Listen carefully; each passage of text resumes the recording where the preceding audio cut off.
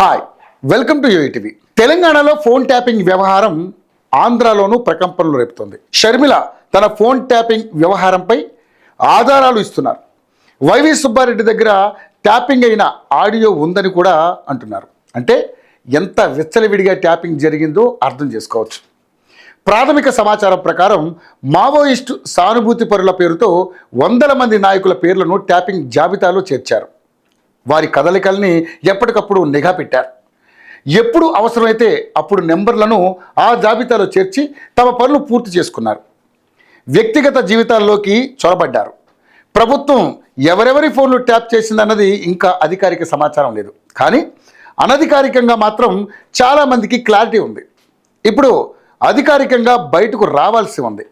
Maoist సానుభూతి పరుల పేరుతో రివ్యూ కమిటీ నుంచి ట్యాపింగ్కు అనుమతి తీసుకున్న ఫోన్ నెంబర్ల వివరాలు బయటకు వస్తే రచ్చ జరగడం ఖాయమని అనుకోవచ్చు. ఎందుకంటే నిఘా పెట్టింది కేవలం రాజకీయ ప్రత్యర్థులపైనే కాదు, సొంత నేతలపైనే కూడా. ఏపీలో వైసీపీకి చెందిన కాసు మహేష్ రెడ్డితో పాటు మరికొంతమంది పైన నిఘా పెట్టినట్లుగా ప్రచారం జరుగుతోంది.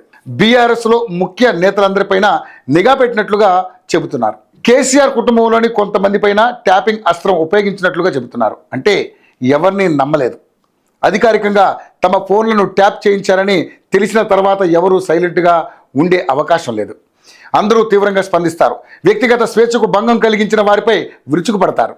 అది కుటుంబ సభ్యుడైనా సరే ఆగరు.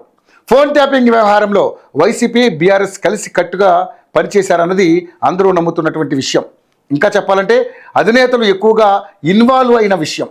ఇక్కడ ఎంతమంది ఫోన్లు ట్యాప్ చేశారు, ఎవరి ఫోన్లు ట్యాప్ చేశారన్నది బయటకు వస్తే అసలు రాజకీయ సునామీ రావడం ఖాయంగా కనిపిస్తుంది. అధికారాన్ని దుర్వినియోగం చేసిన వారు రాజకీయ భవిష్యత్తునే కాదు, కుటుంబాన్ని నాశనం చేసుకున్నట్లుగా అయ్యే అవకాశాలున్నాయి.